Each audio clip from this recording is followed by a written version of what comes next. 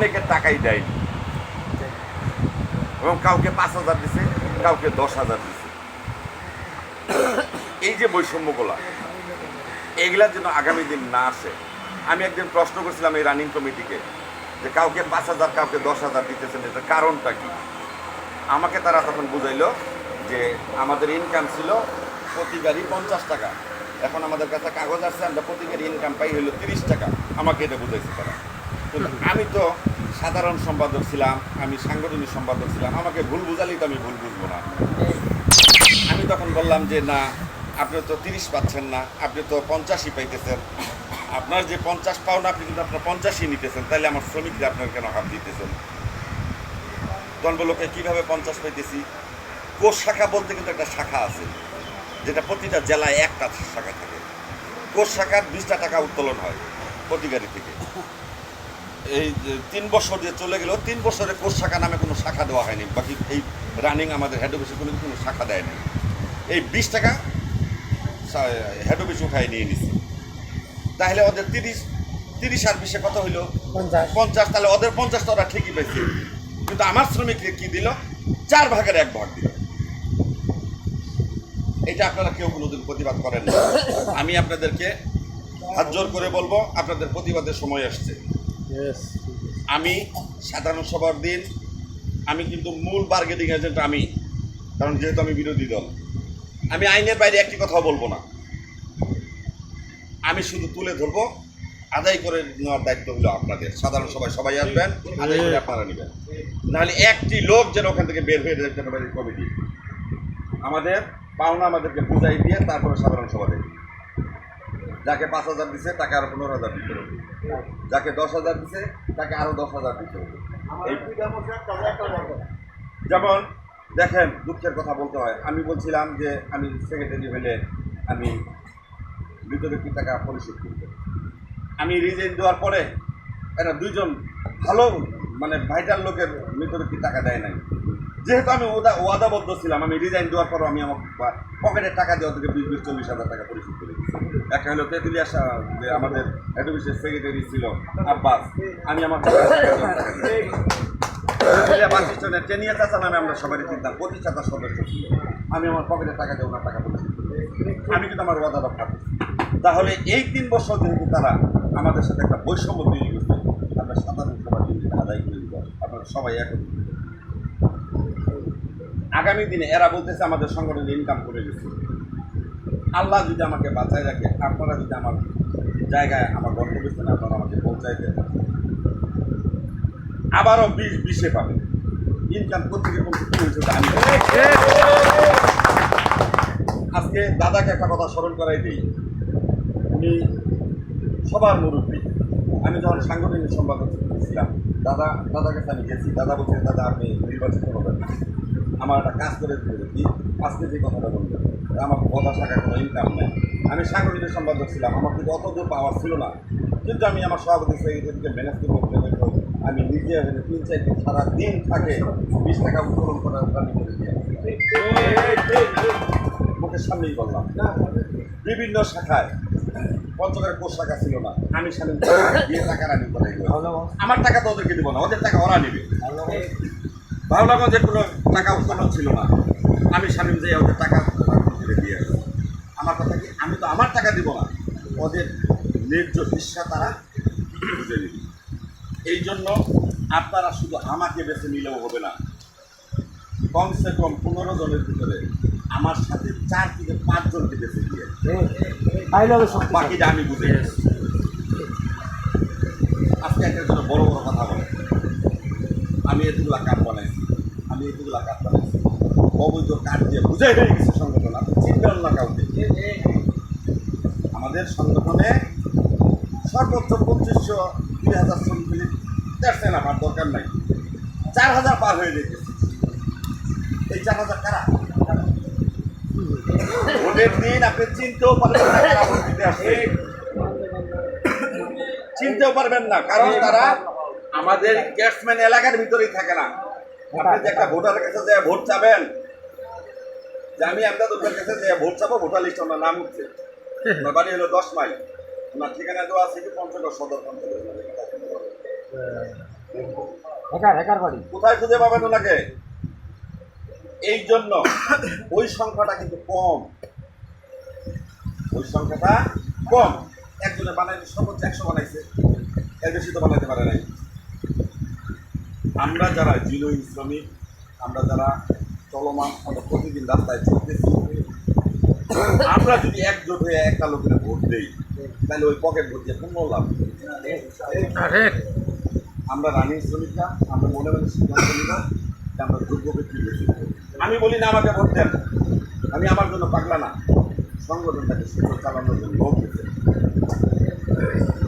আমার সাথে আপাতত দেখা যেতেছে একজন দাঁড়াবে, আরও 2-4 দাঁড়িয়ে পারে, কে কে দাঁড়াবে? আমি বলি আমার যে যদি ক্যাংরা দুবাই ভালো হয়, আমাকে দিয়ে ভোটটা নষ্ট করার দরকার নেই, ওনাকে দিয়ে আমারটাও যদি দিতে বলেন আমারটাও দিতে। আপনারা দিতেছেন 5 জন কেটেছিলেন, বাকিগুলো কাকে দিলেন? আমি যেহেতু আপনারা সবাই মত দিচ্ছেন, আমাকে আপনাদের দরকার। আমি কারো নাম বলবো না, আপনাদের বিবেক দিয়ে আপনারা বেছে নিয়ে পারবে। যে শামীম আছে, শামীমের সাথে আরও 4টা লোক দিলাম, যেহেতু সংসারটা সুন্দর করতে পারে কিনা। যে ময়লা আবর্জনাগুলো আছে, 2098 সাল আমাদের সংগঠন কিন্তু 1998 সালে জন্ম, এটা অনেকেই মনে হয় জানেন না। 1998 সাল থেকে 2014 সাল পর্যন্ত সংগঠনে অনেক ময়লা আবর্জনা করে দিচ্ছিল। 13 জন মৃত ব্যক্তির টাকা বাকি করছিল। কেন বাকি করছিল? আমি সাংগঠনিক সম্পাদক হওয়ার পরে সম্পূর্ণ পরিশোধ করে ঝকঝকে একটা সংগঠন তৈরি। আবার ময়লা আবর্জনা বোঝাই হয়ে গেছে।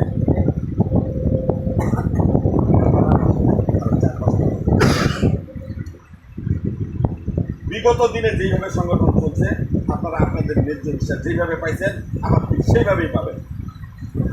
একটা কথা উঠে আসতেছে, আমি কিন্তু আজ পর্যন্ত কেউ বলতে পারবেন না যে আমি আমারটা ছাড়া বলছি যে মনাকে ভোট দিয়েন, সভাপতি ভোটটা মনাকে দিয়েন, রোস্তেগিরির ভোটটা মনাকে দিয়েন, মেম্বারি ভোটটা মনাকে দিয়েন। আমি আমার কাছে আপনার ভোট আমারটা আমাকে দিয়ে, বাকিটা কাকে দিবেন দিয়েন। কিন্তু যোগ্য লোক বেছে নিয়েন, এখন বলতে পারো আমার অধিকার আছে যে যোগ্য লোকটা বেছে নিয়েন। আমি বলবো না যে মনাকে ভোট দেবেন। মার্কেটে একটা কথা হয়েছে, বর্তমান রানিং সভাপতি ওর ভোট চায় না, কয় আমি তো আজীবন সভাপতি। আমি আজীবন সভাপতি, আমাকে কেউ এখান থেকে সরাইতে পারবে না। ওই সেক্রেটারি ভোটটা শাহিনকে দিয়ে কত বড় দুর্গা সাজে গেছে,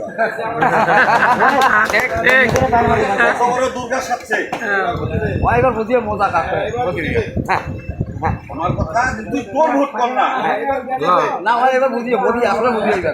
আমার কথা একটি প্রমাণ দেখা, আমি কাউকে বলছি যে বদরুলকে ভোট দিও না, বদরুলকে দিও, বদরুলকে দিও না, জুয়েলকে দিও, একটি প্রমাণ দেখা। ও যেখানেই যায় সেখানেই যায় বলে যে আমার ভোট দিবা না, না দেবে না, তোমাদের ব্যাপার, সেক্রেটারি ভোটটা শামিম দিবে। মানে তার কলিজার ভিতর ভয় ঢুকে গেছে, শামিমকে যে কাজটা আমি করছিলাম, শামিম যদি এবার সেক্রেটারি হয় তো আমাকে ছেড়ে খাবে। মানে যে চুরি করে কত ভয় থাকবে, পুলিশ দেখলে ভয় লাগে। এই জন্য আমি আপনাদেরকে বলবো, আমাকে দিবেন কিন্তু আপনাদের ব্যক্তিগত ব্যাপার। আপনারা সুন্দর পরিষ্কার পরিচ্ছন্ন একটা কমিটি গঠন করেন, অ্যাডমিশন একটা সুন্দর কমিটি গঠন করে দেন। আপনারা আপনাদের সম্মান পাবেন, শ্রমিকরা শ্রমিকদের সম্মান পাবেন, যার যে ন্যায্য বিশ্বাস শেষ। এই জন্য আপনাদের সম্মান চাই। আর আমার রিজনের কাহিনিটা সবার খেলা আছে, 2 মিনিটে আপনাদেরকে বলে দিই, কারণ প্রত্যেকটা শাখার লোক আসছেন, যার যে শাখায় আপনারা বলতে পারবেন। আমি রানিং সাধারণ সম্পাদক। আমার ছোট বোনের বিয়ে হয়েছে রসুলপুরের একদম ইন্ডিয়ার কাছে। রাতে 3টার সময় আমার কাছে ফোন আসলো, ভাইয়া আমাদের বাসায় আগুন লাগছে, শর্ট সার্কিটে। আমি মোটরসাইকেল স্টার্ট দিয়ে টান দিয়ে আমার বোনের বাসা চলে গেছে। ওদের বাসায় হলে ইসলামবাগ বলে, ভাত খাওয়া খালি পানি ফেলাইলে ইন্ডিয়ান করে। এর ভিতরে একটা পঞ্চগড়ের সকালবেলা অপ্রীতিকর ঘটনা ঘটে গেছে। পঞ্চগড়ের একজন সিনিয়র ড্রাইভার, লিলু ড্রাইভার নাম, তিনি হানিফ গাড়ি নিয়ে দিতেছে, বিআরটিসির সাথে বদায় থাকেন না, তারা বলতে পারে ওখানে একটা মারামারি তাদের হয়ে গেছে। আমি যখন ওখান থেকে বের হয়ে এসেছি, আমার মোবাইলে আমার মিস কল অ্যালার্ম করা আছে। আপনারা অনেকে আমার কল দিলে অনেক সময় দেখা যায় রিসিভ হলে আমি কিন্তু পরে ব্যাক করি, কারণ আমার আগের থেকে যখনই আমি শালবাহানা এলাকায় আসলাম, আমার পিস্তলগুলো একটা একটা করে ব্যাগ করে সবাই আমাকে আপনি কোথায় বললাম যে আমি শালবাহানায় কয় এখানে মারামারি হচ্ছে কী অবস্থা কয় রুগী বদায় ভর্তি আছে মানে লিলু ভাইয়ের কথা বলতে মধ্যে বদায় ভর্তি তাহলে বদায় তার ভালো ট্রিটমেন্ট হবে না, ট্রিটমেন্ট পঞ্চগড়ে ভালো হবে। ওনাকে পঞ্চগড়ে নিয়ে আসো, উনি আসতে আসতে আমি পঞ্চগড় দিয়ে পৌঁছে আসলাম। পঞ্চগড় আসে একদিন বাসায় আসে শুধু হাসপাতালে গেলাম, যে ওনার কৌশল্যা দিয়ে জিজ্ঞাসা করলাম ভাই কী সমস্যা আপনি বলে বললো কয় বুকে ব্যথা করতেছে, পায়ে ব্যথা করতেছে। ওনাকে আমি সাথে করে নিয়ে আসা বুকটা এক্স রে করাইলাম, ইসিজি করাইলাম, পাটা এক্স রে করাইলাম, মানে সব ক্লিয়ারেন্স নিলাম যে সে সুস্থ আছে কিনা। ওনাকে নিয়ে আবার হাসপাতালে রাখলাম, কারণ আমরা গরিব মানুষ ভাই। আমার পকেট থেকে 2000 টাকা ওনার পরিবারকে বাইর করে দিলাম যে বাসায় যদি বাজার টাজার করা লাগে দেখি বাজার টাকা কী হইতেছে আমি দেখি দিয়ে এইটা কমপ্লিট করে দিয়ে আমি টার্মিনালে গেলাম। টার্মিনালে যাই দেখি 3টা বিআরটিসি ঢুকে এনে রাখছে আমার নেতারা। আমি জেনারেল সেক্রেটারি, আমাকে জিজ্ঞাসা করবি না কোন গাড়ি ঢুকাবি না আমাকে না বলে করা উচিত হচ্ছে, কারণ জেনারেল সেক্রেটারি কিছু পাওয়ার থাকে সেটা শামীমের না, ওই পথটার পাওয়া। সেখানে একটা কলার আছে ওই পথটার পাওয়া। আমি এর ভিতরেই দিনাজপুরের সেক্রেটারি আমাকে ফোন দিল যে ভাই কালকে দিন বাদ পরশু দিন ঈদ, আপনি গাড়িগুলো নিয়ে যাবেন টার্মিনাল পেতেছেন, আপনারা কীভাবে কথাটা আমাকে কী বলছে, আমরা ভাই ছিলাম না, আমি 5টা মিনিট সময় দিলাম, কোনো 3টা গাড়ি একটা দিনাজপুরের সেক্রেটারি ওইটা কাটতে পারে নেই। রংপুরের বিভাগীয় সেক্রেটারি মজুদ ভাই সাহেব এগুলা কী শুরু করছেন, কালকে ঈদ শ্রমিকগুলা কেনাকাটা করবে না, গাড়ি চালাবে না, গাড়ি বদরুলকে ডাকলাম, শহীদুলকে ডাকলাম, মাসুদকে ডাকলাম, এইভাবে যে বিভিন্ন নেতাকে আমি ডাকলাম, তাই আসো কী কিছু বলছি আলোচনা করি, যেহেতু গাড়িগুলো তোমার হচ্ছে না, তোমাদেরও মানুষ আছে, গাড়িগুলো তোমার যে যেটা ধরে নিয়ে এসছো সে সেটা ছাড়ে না, তাহলে যে ধরে নিয়ে এসছো তার সম্মান করবে না।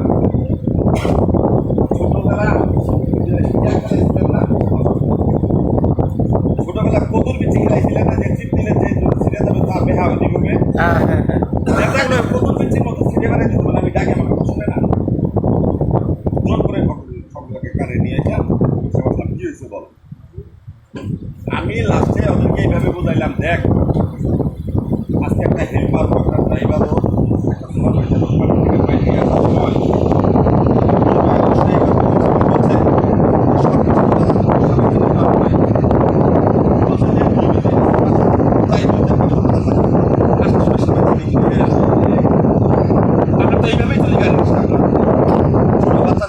বাবা মোর জামা তো আনেন নাই, বিকালকে নিয়ে আসেন। এইভাবে তোতা পাখির মতো বুঝাইলাম, বুঝাই বললাম যে দেখ আমরা শ্রমিকের ক্ষতি না করি, এটার ঈদের 5 দিন পরে আমি একটা বসার ব্যবস্থা করবো, কি হয়েছে না হয়েছে ওইগুলো বিচার করে শেষ করবো, আজকে গাড়িগুলো ছাড়ে দেয়, কারণ ওই গাড়িগুলোতে যে কর্ম করে খাইতেছে ওরাও আমাদেরই শ্রমিক, সেটা যেখানকারই শ্রমিক তো আমরা শ্রমিকের ক্ষতি করতে পারি না, না না আমরা গাড়ি ছাড়বই না। তো যখন পুরা ডিনাই করে দিল, আমিও রাগ করে বাসায় আসলাম। বাসায় 10 মিনিট আসার পরে আমার কাছে ফোন আসলো একটা, ভাই গাড়ি যে ছাড়বে না, ওরা বললো গাড়ি তো বরিশালের গাড়িটা বুক করে চলে গেল। বরিশালের গাড়ি যে বুক করে যে ম্যানেজার ছাড়ে, পরে ফোন করলাম, কিরে তুই গাড়ি চালি কার অর্ডারে, নাম বলবো না যেহেতু ভোট আছে ওই লোকের ক্ষতি হবে।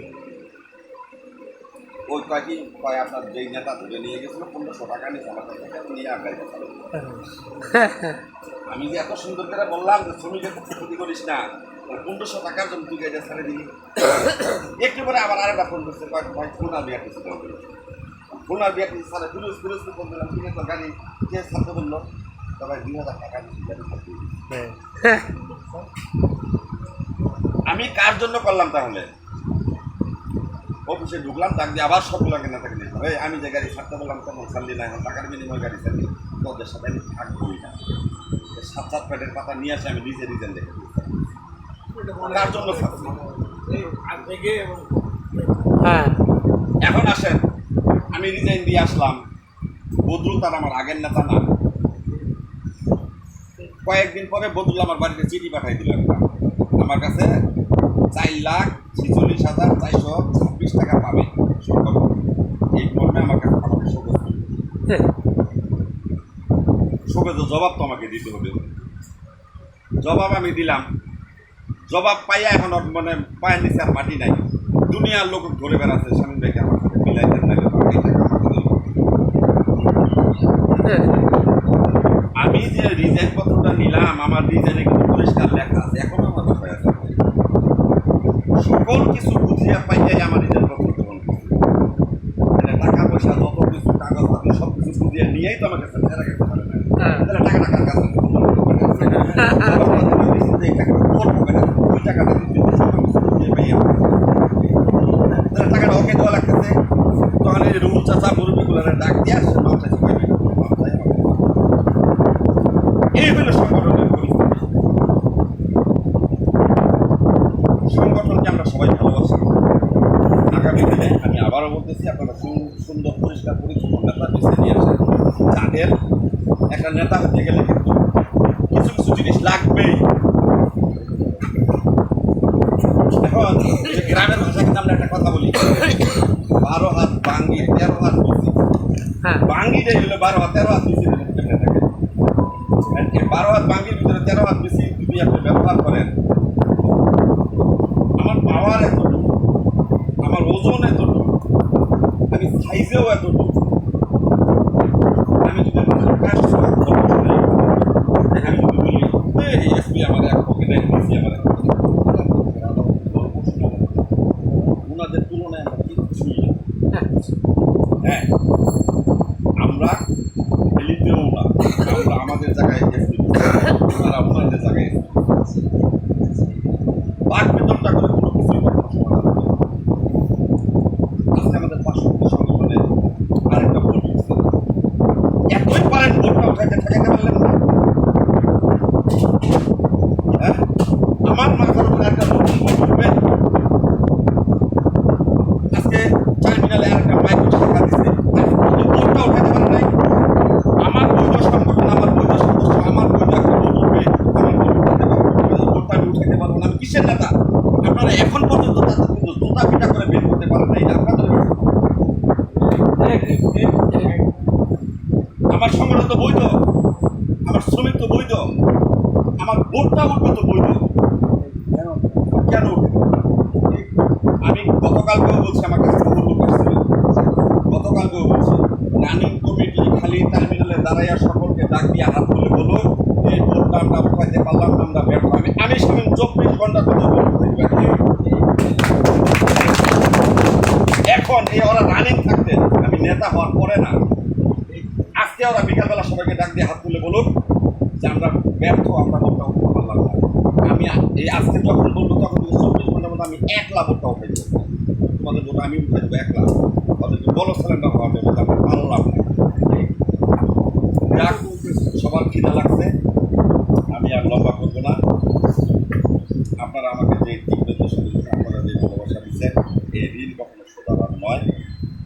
আগামী দিনে সবাই বিগত দিনে যেগুলো ছিলেন, আগামী দিনে সেগুলো থাকবেন, যোগ্য লোক ছিলেন। আপনারা কিন্তু মনের দিক থেকে আমাকে অলরেডি সাপোর্ট সবাই দিয়েই দিচ্ছেন যে আপনাকে আমরা চাই, আপনাকে আমাদের দরকার আছে। আপনাদের কাছে আমার একটা চাওয়া, কমসে কম 4-5 জন আছে।